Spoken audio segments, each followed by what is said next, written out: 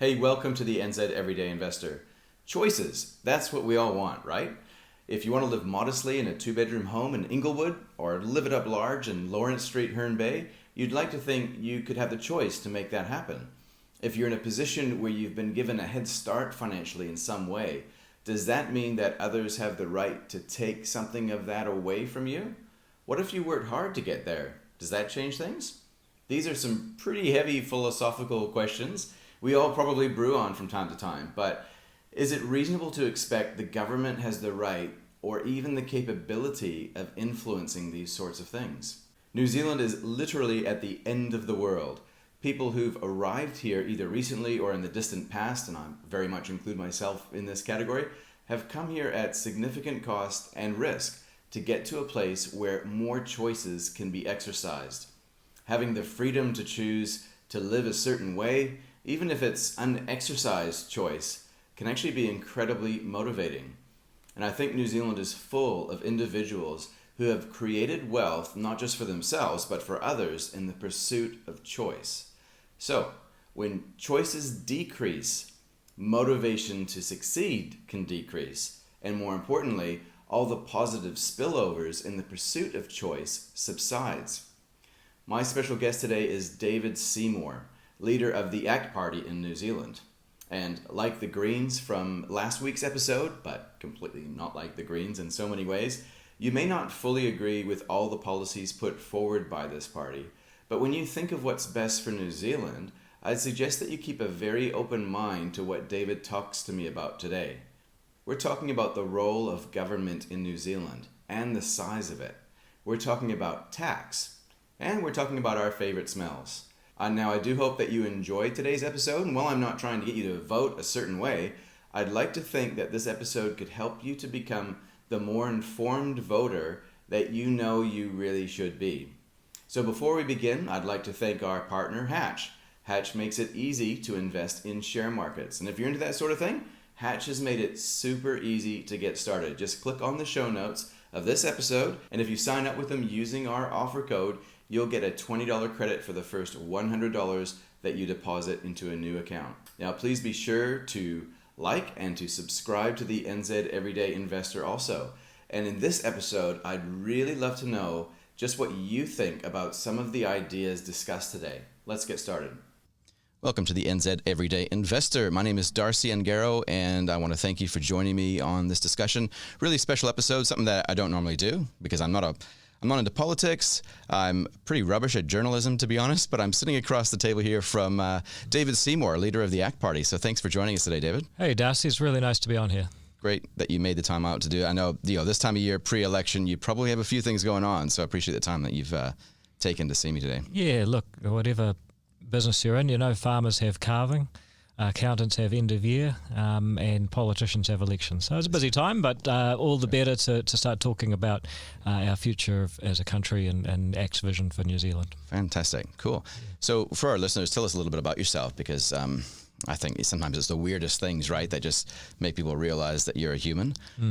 For example, this morning when I got in the car, I smelled these lovely orange blossoms, right? And I just thought, that's so cool. Spring's here. Yeah. What's your favorite smell? Well, that's really interesting. I just visited Pick's Peanut Butter in Nelson. Good old Pick Pico is the entrepreneur behind it, and I got to admit, when I went into their peanut roasting factory, that's a pretty great smell. I'm not sure if that's my favorite, but it's a pretty good smell. As long as you don't have peanut allergies, I'm sure. Well, of course. Notwithstanding. So let's talk a little bit about, I'm interested in politics insofar as that it affects the individual's ability to build wealth for them and their own family. That's really, really important to me, that people who are trying their best to honestly get a return out of financial markets, that they can actually get a return for the risk that they're taking, for the capital that's at risk, the tax-paid capital that's at risk that they're putting on the table. I'm really passionate about making sure that everyday Kiwis have a fair go at that. And we need to have a partnership with the environment that we're in, with the government, and with where you guys sit on the spectrum. Obviously, you'll have different views than some of the other guests that I'll ask this question to, but what would you say, if I was to ask you the question, what is wealth? What would you say to that? Well, wealth is the ability to actually provide for yourself and those you care about, and have enough resources to make space for enjoying your time on Earth. I think, if you're sort of in a subsistence position, that you better really like the work that you have to do to keep going, because you don't have any buffer. So that wealth really is about creating a surplus through your efforts, in order to be able to really enjoy your time here on this planet. Basically, it's about options, right?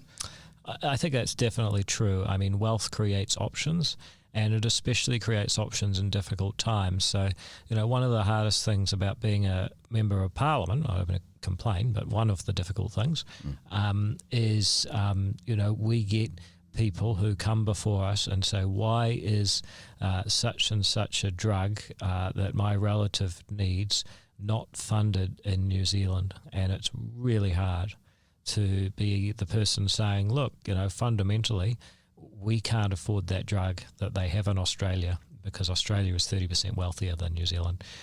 So, it gives you options in bad times, such as ill health, and it gives you options in good times. It allows, the arts to flourish. It allows human flourishing and self-expression. So, wealth is really the basis of, better welfare for humans in just about every way that people would imagine. Mm. And I guess that expresses itself in a couple of different ways. We could either live in a wealthy country and just be the recipient by default of aggregate wealth, or I guess you could kind of look at it at more of a micro level and talk about a group of individuals who have each reached some sort of level of wealth, whatever that means, and there's spillover effects from that. But how does the environment kind of matter to us as New Zealanders when we think about all of us as a country versus the individual? Well, I just give you a couple of thoughts. One is that there's psychological experiments where the way that, and they do these on, laboratory animals and so on, if an animal finds that nothing it does makes a difference, it becomes depressed. Secondly, one of the most powerful things you can do to make tomorrow better than today is actually save some capital so that you can have a better tomorrow. So, when government gets involved in ways that actually frustrate people trying to save some capital for tomorrow, and they find that their choices today don't give them a better tomorrow, then that is actually what depresses people, perhaps literally or clinically. So, it's absolutely critical that government is restricted in a principled way to its proper role. So there's some things that government can do that actually help people to accumulate capital and have a better tomorrow, that help people take charge of their lives, and there's other things that don't. So, for instance, having a system of courts of law and, a law and order system so that your property is safe. It's not going to be taken by someone. That's hugely helpful for people that want to secure capital.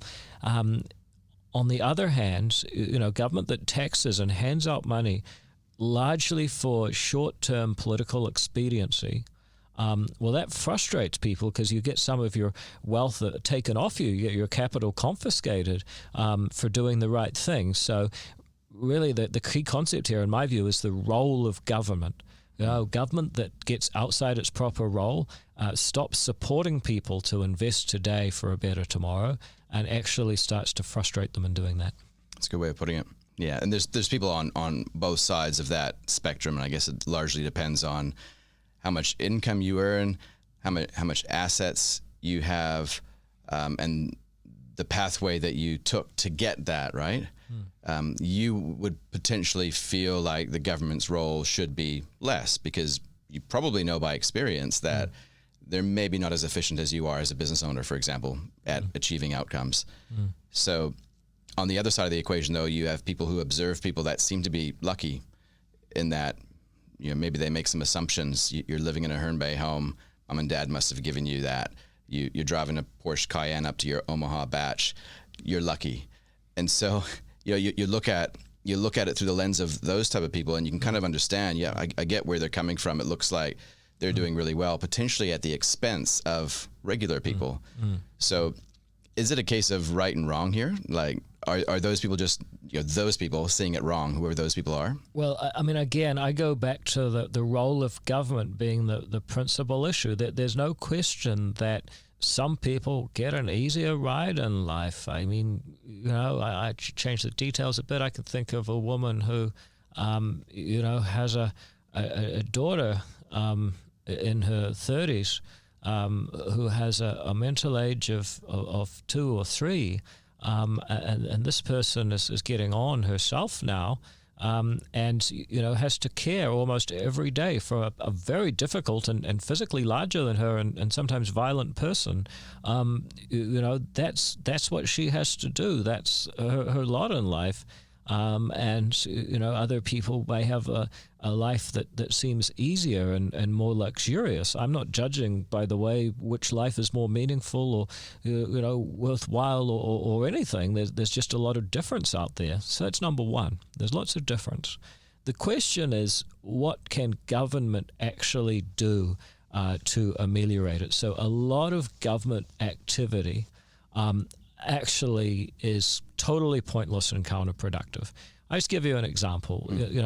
The government has a ban on oil and gas exploration, not the consumption of it, which is what we're really trying to get at, but the exploration. That activity doesn't make anyone better off. It certainly doesn't help the woman in my story at all. The question is, what effective things can government do? And I think it's the role of government to have a basic social insurance scheme against congenital conditions, because any of us could be affected by those, and the right scale to insure against that is at a societal level. I think we should have an insurance against being born, particularly if you're very bright, and having parents who either can't or won't fund you an education to reach your potential. So I think we should fund education. I think we should have law and order, as I mentioned.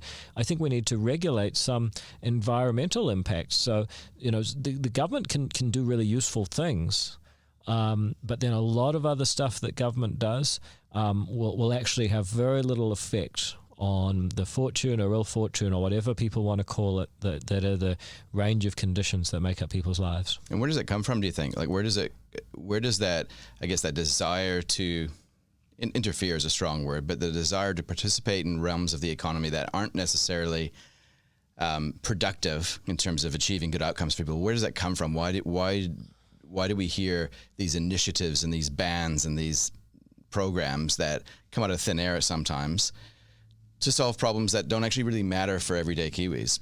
Well, if you look at all of human history, we've been trying really hard to, restrain tyrants.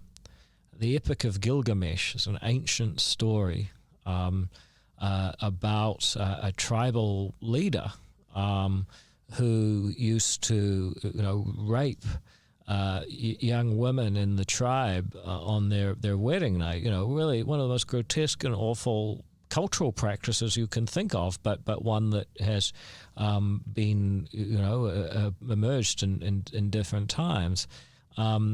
All through human history, we've tried to stop that. In the Epic of Gilgamesh, Gilgamesh stood at the door and stopped that happening. Then you go through the various republics of Rome and Greece trying to create a constitution and laws to restrain tyrants. You go through the English Civil War, the foundation of the United States. All the while, we've been trying to figure out how to restrain tyrants.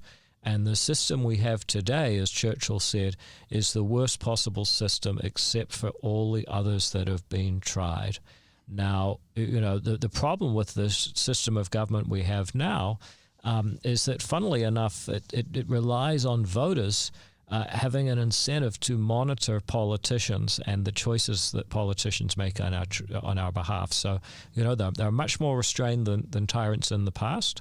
But these current tyrants that are restrained only by democracy, we rely on voters to be highly informed. And, of course, voters recognize that the most informed voter and the least informed voter both get one vote. So if you really spend your time, go on X Debt Destroyer and research all the policies and meet the politicians and cast a highly informed vote, you still only get one vote.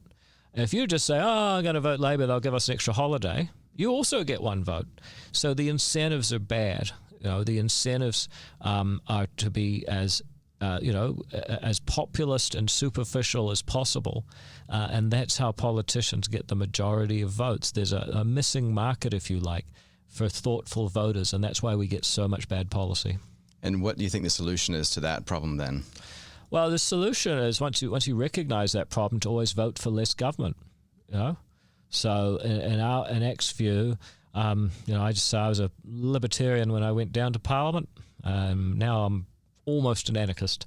Because I've seen how badly the system works, and I've seen how a relatively small group of people who have incentives to really protect their patch prevail almost always against disorganized majorities.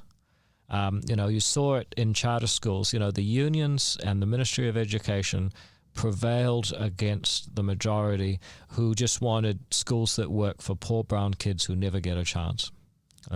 So that's the kind of thing that that I see happening too frequently. And why? Because basically 60,000 teachers with well-paid jobs, organized by the union, were better politically organized than a bunch of brown kids, for the most part, who are underserved by education and actually benefited from this new type of school. But of course the schools didn't use union contracts, so they were defeated. And so I just say, look, once you know all that stuff's going on, vote by default for less government, less decisions being made about your body and your resources in Wellington, more decisions made in your life. Yeah, and that's a fundamental, I guess the strategy at play there is more government leads not necessarily to good outcomes, but it leads not only to distortions, but an inefficient reallocation of resource within an economy, right? Mm-hmm. So the assumption then on the other side is that more power in the hands of the individual will lead to better outcomes for all. Is that right? Yeah, I think that's true, and there's a good reason for it, is that ultimately we want to use knowledge in society, and knowledge is the key. It's not just knowledge about how to make a better cell phone. Sometimes it's really transient knowledge. Like I have a friend who buys and sells luxury cars on a sort of secondary market, but he knows where is somebody who wants that kind of car right now. So the great thing about free markets and individual choice is that individuals can use all the knowledge in society, which is spread out and never given to a single mind or small group of minds in its entirety at one time. I should say I'm quoting Hayek's use of knowledge in society loosely, if anyone would like to read a great essay on free markets. The use of knowledge is always better when you give people the opportunity to use their body and their life and their property according to what they know. The politicians don't. I go back to charter schools again. Local communities knew more about how to engage their kids than anyone in the bureaucracy.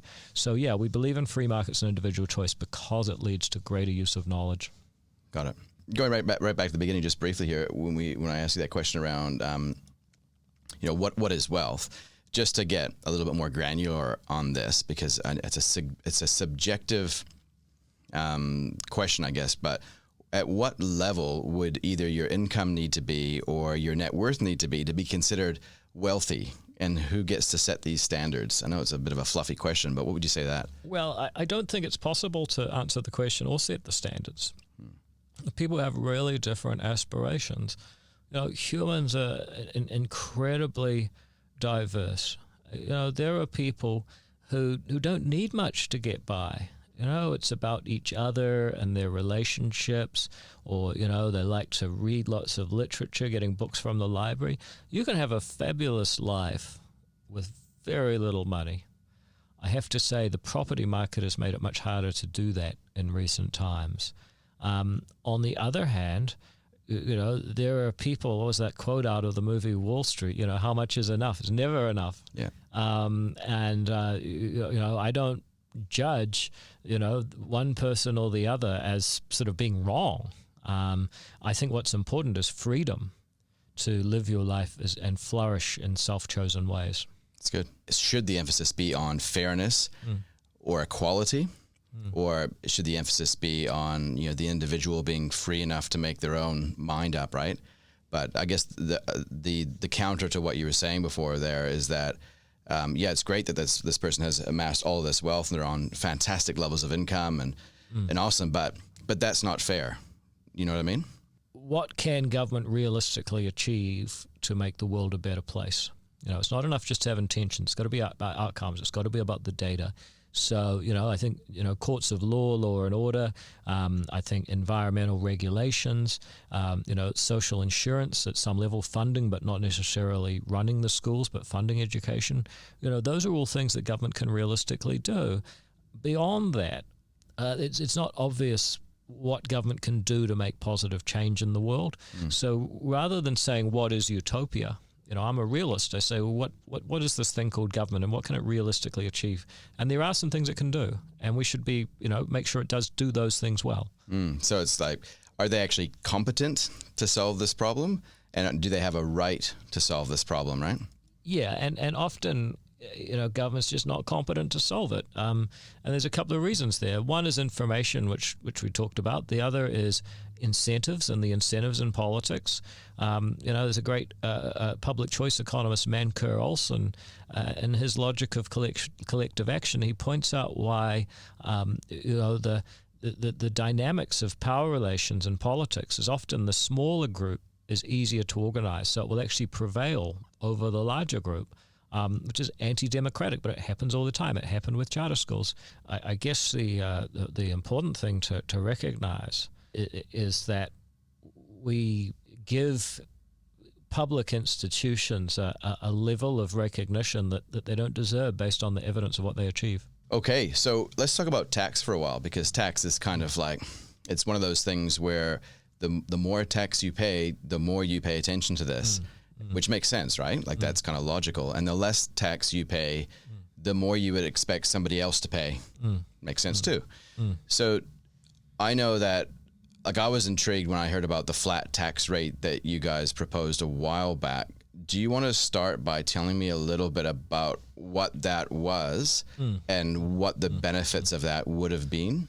Yeah, so look, we accept and we agree that government does need to raise some money to do certain things. Social insurance, public goods, be a regulator, and so on. So how to raise that money? The important thing is to raise it in a way that is not administratively complicated, that is fair and promotes the right values. So the ACT Party's view is that the only way to achieve that is a one rate tax on income. In our GST, that we accept that, but we're in favor of one rate of tax, and we showed prior to the COVID crisis how we could achieve a 17.5% flat rate of tax. And why would you do that? Well, one, it's administratively simple. You remove all the incentives, and the same for the company and trust rate, by the way. So you remove all the incentives. I was going to ask about that. Yeah. You remove the incentives to move tax between different income years or between different entities, or because it's all going to be taxed the same rate. So administratively, simplify the heck out of everything. Massively simplified. Second of all, it's fair. You earn $100,000, you pay $17,500 of tax. You earn $200,000, you pay $35,000. It's the same thing. Everyone pays in proportion to how much they earn. So it's a tariff on income for the services that you get. People who earn more still pay a lot more. But thirdly, it's about our values. So what do we teach kids? We teach them, go to school, listen to your teacher, study hard, get good grades, get qualifications, get a good job, work hard again, save some of your money, invest it wisely, things might work out okay. Progressive taxation is tall poppy syndrome in the tax code. It's saying, kids, if you do all that, we'll whack you harder. Well, that's counter to the values of New Zealand. So, it's simpler, it's fairer, and it's more aspirational. It's also more competitive. It gives people more incentive to invest in this country. So those are the kinds of values that the ACT Party stands for, and a flat tax is still in our constitution and the best policy. Right. The issue we have is that we couldn't honestly sell it while saying we're committed to paying off the debt the government just borrowed. So the government just borrowed $140 billion. We couldn't honestly say that we're committed to dealing with that. Right. So that's actually based on, so that change kind of came about because of COVID and because of the increased lending the increased borrowing as a result, right? Yeah. Right. Yeah. $140 billion. I mean, who saw that coming? Yeah, that's right.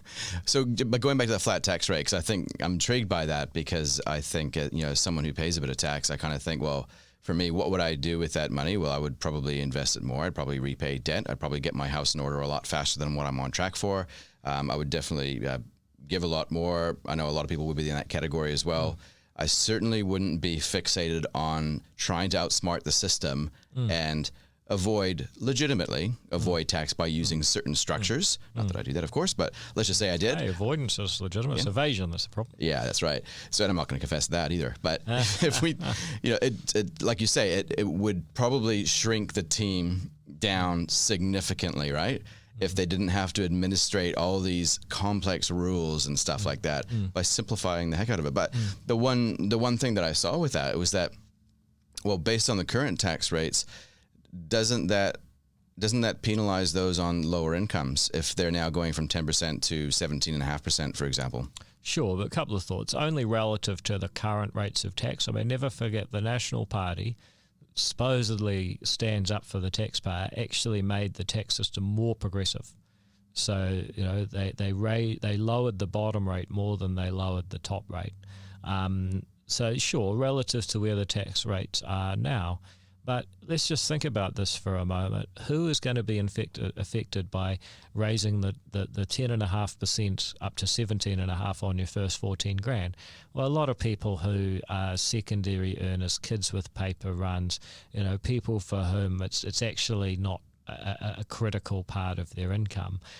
Also, a lot of people who are in households, whether they're partners or children of other earners, who will benefit from dropping the rates higher up. So, a lot of that cancels out. And then you say, okay, sure, clever, David, but what about the people who really depend on a very low income and would get an increase? And some would by about $980 a year. Well, let me put that in perspective. That's about the same, or is cancelled out completely by a 60-cent increase in the minimum wage. Now, this government has raised the minimum wage 4 times that in the last 3 years. So, if you really want to go into bat, raise the minimum wage 60 cents in return for these tax cuts, everyone's better off. Right. Got it. And again, it's simple. So that would still be something that you guys would be keen to see happen, but it's just not possible at this time. Yeah, look, in the long run, New Zealand is going to have to become a more competitive country. At the moment, we're just not getting stuck in with investment, with growth, with productivity, and we're just gradually drifting towards becoming, we're sort of going to replace Fiji as the largest group of Pacific Islands. Yeah. Okay. We have to be pretty tight because of the way it is. We have to be way more efficient and ruthless, almost in a sense. So we can't actually afford to have these inefficiencies in high places. Yeah, I agree. Yeah. Okay. So tell me, David, in terms of the long-term vision, thinking about New Zealand now as a country and the ACT Party, how do you see New Zealand in the future? Let's just say under an ACT government. What does that look like? Well, let's start with why we're here.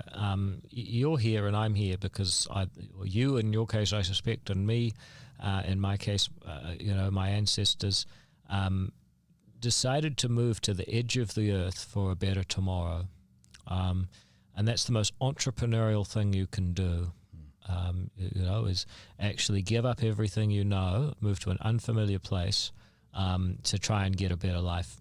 So that's what defines us as New Zealanders. It's the one thing we have in common, and the only thing we all have in common is all of us at some point in our history decided to take a punt on the most isolated serious landmass in the world. You're right. Yeah.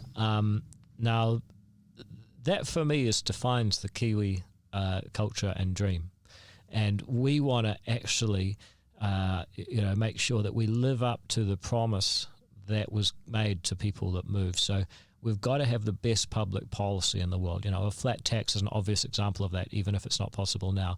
We've got to get better at the quality of regulation. We don't even ask the question, what problem are we trying to solve? And what are the costs and benefits of this law? During the COVID period, they said, we're just going to suspend that. ACT's regulatory constitution would make it mandatory to ask the hard questions before making a law. And we've got to get smarter at the way we deliver public services. So, our mental health policy, our education policy, these kinds of policies are designed to put choice in the hands of the consumer. So, we're going to give public money for mental health and for education, but we're going to actually open it up to a wider range of competing providers and give choice to the consumer. If you start doing all those things and, the quality of spending, quality of regulation, quality of public services, then I think some real magic can happen, and New Zealand will become almost like an Athens of the modern world, where creativity is unleashed, talent wants to come, and we become much wealthier. Nice. Is that vision similar to what it was when, at the genesis of ACT? Has it changed somewhat in terms of the methodology and the way that you want to achieve that vision? Talk to me about that. Not greatly. I mean, if you look at our student education accounts, I think that's something Sir Roger Douglas would very much approve of. In fact, he does. If you look at the regulatory stuff, I don't think regulation was as big an issue in the early 90s as it is now, but I don't think that they would disagree on those topics. If you look at charter schools, very ACT. So, the kinds of things that we're focused on, flat tax, again, that was part of the original proposal. So, the kinds of things that ACT focuses on today are roughly the same policies, but the underlying idea that we should be leading the world, we lead the world in time zones, but it's just about the only thing we really lead the world in, sadly. Yeah. We're going to do better in education, better in productivity, better in foreign investment, better in regulation, better in housing affordability. There's all areas where we need to do better. What do you think the problem is then? Like, why do you think some New Zealanders think there's no way we have even the right to suggest that we can be a world leader in any of these things because of all these reasons? What's going on there? Ask yourself or your ancestors why we're here. We're here to be the best in the world.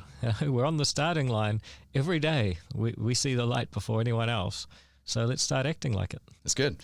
All right. So tell me, and I want to just get your view, and thank you, by the way, for talking to me just about what ACT stands for rather than what's wrong with everybody else. I think that's really important. But I do want to just contrast, especially going back to that tax piece. I just want to contrast because there's been some more information that's come out today, better late than never, I guess, around the current government's tax settings going forward. Do you want to just tell me what's going on and what your view is on that? Is that okay? Yeah. Look, the Labour Party proposed to raise the tax on income over $180,000 from 33 cents to 39. I mean, it's incredibly weak. It won't raise a lot of revenue. They estimate $500 million a year. I suspect it'd be a lot less than that because people will make arrangements to get around it now. If it's going to raise $500 million, it's going to be worth paying tax accountants at least a few million on people's behalf to collectively to get around it. But let's say it raises $500 million. In the context of a $140 billion spending spree, it makes almost no difference. In the context of a $100 billion a year budget, it's basically irrelevant.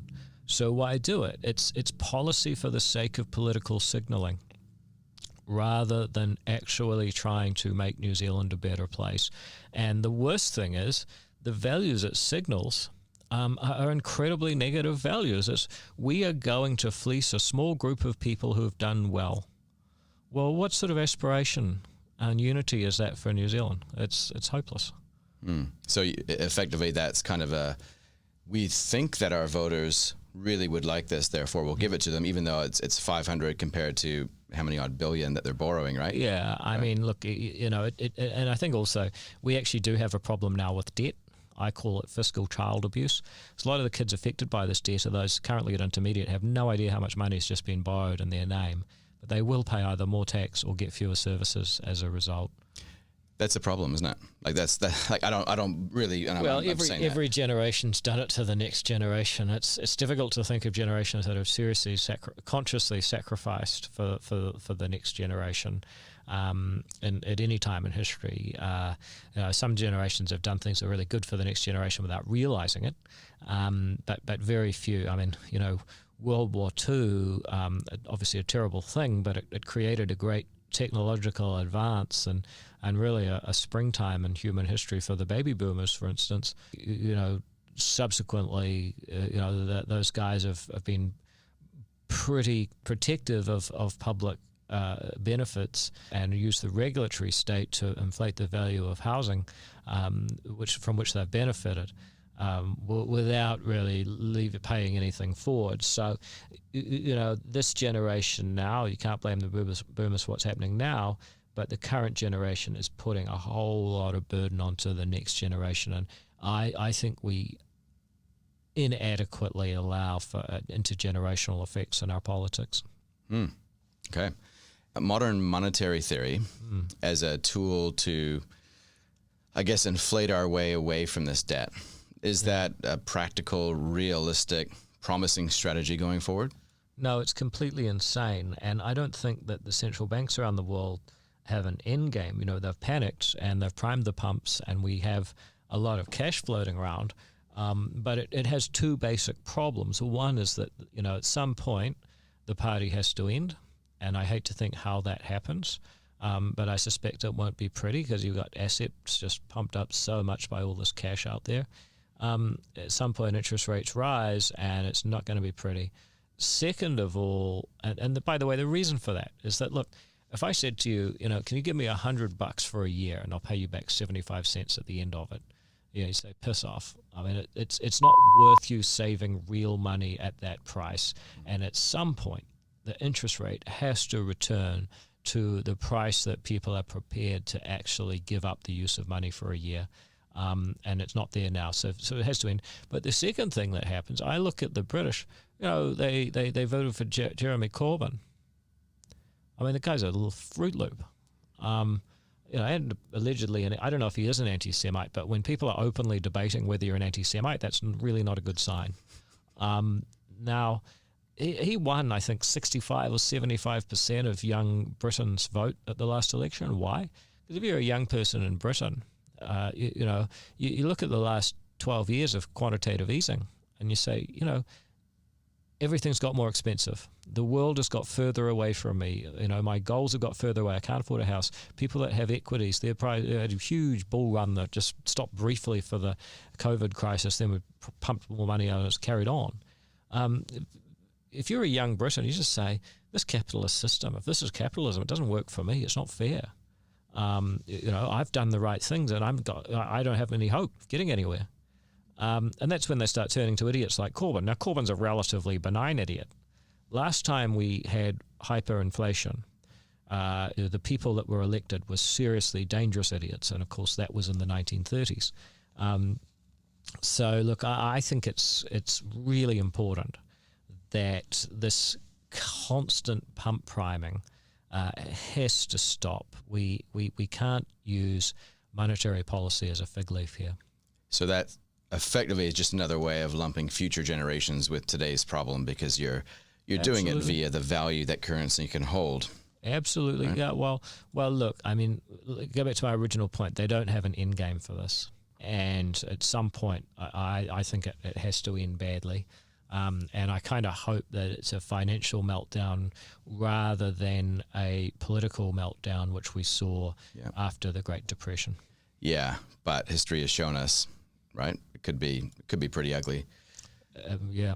Okay. So on that note, on that bombshell, let's swap topics a little bit and talk a little bit about COVID-19. That's a nice, just a way to brighten things up. Yeah. So, briefly, problem, current solution, ideal solution. If you were calling all the shots here, what would you have done ideally, or what would you do?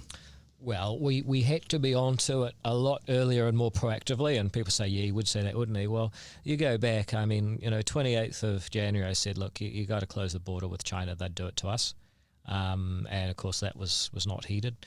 26th of February, the Prime Minister was in Fiji. I said, look, Fiji is not an important ally of New Zealand in just about any respect. She's got to come home and start dealing with this COVID crisis because the share market just fell off a cliff. 33 countries now have it.